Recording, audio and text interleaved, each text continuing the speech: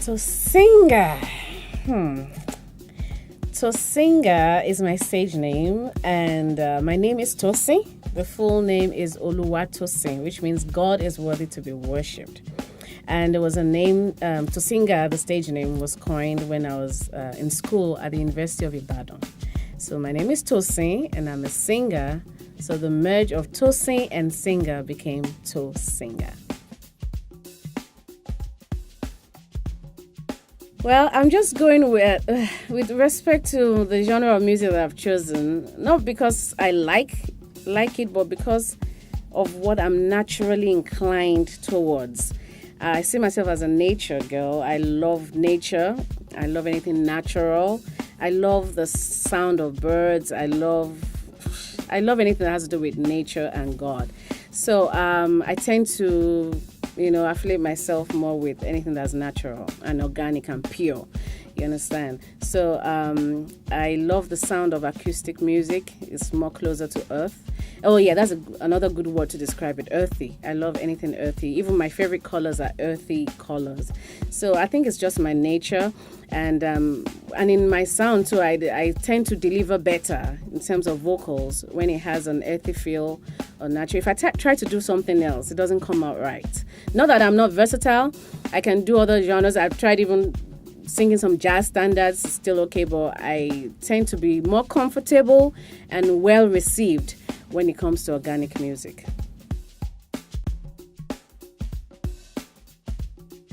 So before fully branching out as an artist, musician, singer, songwriter professionally, I've always had a passion for the creative arts and for other musicians, and I was into events and art promotions. I studied arts administration in school. So administration is all about working behind the scenes, supporting a brand and promoting the brand and putting events together. So I did digital and artist promotions for a few artists, and because I'm Nigerian, I had a passion from artists from Nigeria, even though I'm based in the Diaspora in Atlanta, Georgia. So I hooked up to three specific artists that I connected with their music and their brand, and I absolutely love their talent. And these artists are Flo, Kenny Kore, and Nosa. These three specific artists that I did digital promotions, and I just came out of school at the time, so they were kind of like my, first set of clients, so to speak, experimentally, helping them promote them online.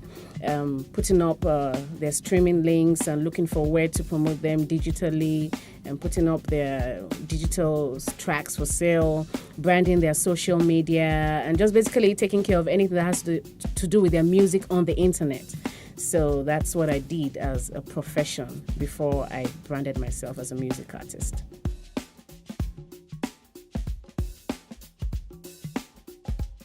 So, yes, I've always been singing as a little girl in the church. Obviously, everybody starts from the church. I'm still in the church, but I started off singing, following my grandma to church choir practice, and I've always honed my craft in the church. I've always been a worship leader. I always sang, here and there, not professionally. But when I went to the UK for my master's, I decided to take it a little bit more serious and attend a School of Creative Ministries, it was called, under the umbrella of International Bible Institute of London.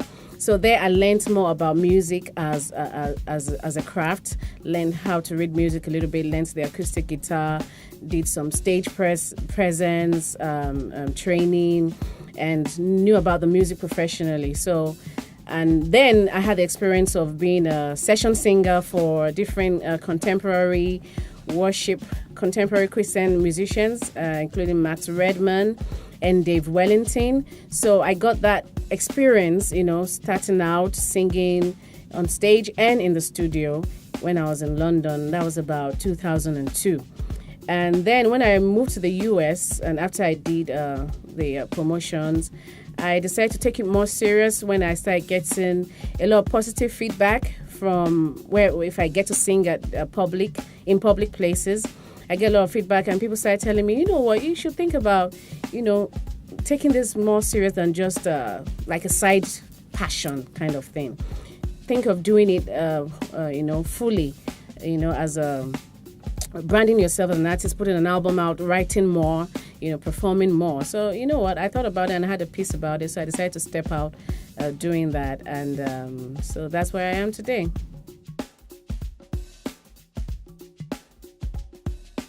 Okay, how do I balance family with career? Well, I don't take too much more than I can handle. I had that same question actually posed to me earlier today. I would have actually gone farther with the music if I did the things that are expected of me to do. I would tour more, but I have two boys, 12 and 9, respectively. And maybe because I just have that strong maternal instinct of not being separated from my children for too long. So I'm willing to have that patience until they're maybe grown. They are growing, and they grow so fast too. So I do what I can do for the moment. I don't take on too much that I can handle on my plate. I do what I can. Of course, it is a creative expression. The talent is there. So if I have the opportunity, I express myself. But I don't take on too much I can handle, or try to manage time, manage responsibilities, and that's how I'm able to balance.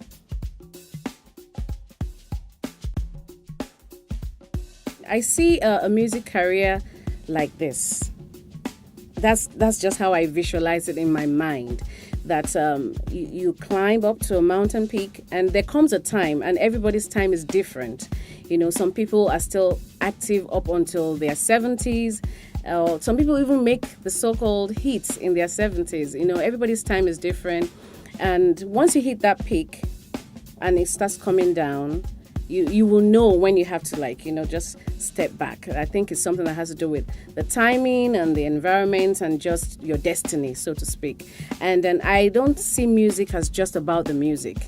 For me as a musician, it's more about the music. I see myself as an influencer, not through just my music, but through my spirit and through my values and my legacy. What I want people to remember me for when I'm gone.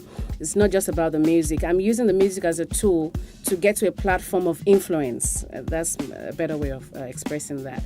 So once I reach that, and even when the music is gone, I'm still relevant. You understand what I'm saying?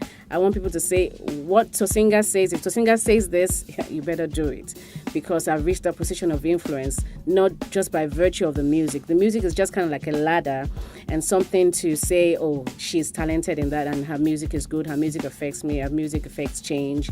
Her music affects me spiritually, soulfully, and affects the community. But once I reach that position of influence, I will know that I've done my job. I'm definitely open and flexible to collaborations. I like to challenge myself. I don't want to box myself, because you just never know.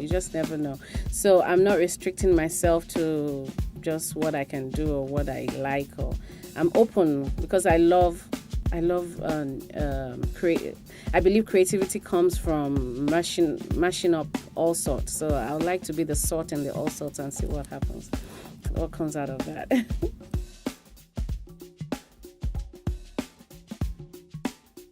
I have this crazy passion for discovering treasures in hidden places. I just love the fact that where people will say, what can come out of here? That's where I will see something. I just like that. I always tell my friends and family that my dream job, in a way, is to be like a judge on a reality show. But, that's going mainstream on media. But I know I can do what I can do on ground without, doing that. But I like hearing something another person doesn't hear. I like seeing potential. I like promoting potential. So eventually, when I reach that position of influence that I spoke about, I definitely want to go back to discovering talent and promoting them. I'm thinking big as a retiree, having a school or an institution or something to help, budding creative talents succeed and discover themselves and their place on earth.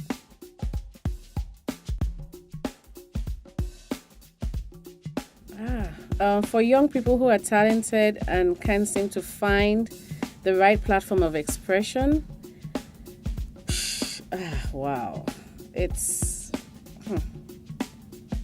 well, they have to go to the right places, I guess. It's all about serendipity, so to speak. Be in the right place at the right time, move with the right people who can expose you to those platforms that you desire to be on, gain knowledge, research, look for information, and don't just sit expecting the platform won't grow legs and walk to you. You have to go out there.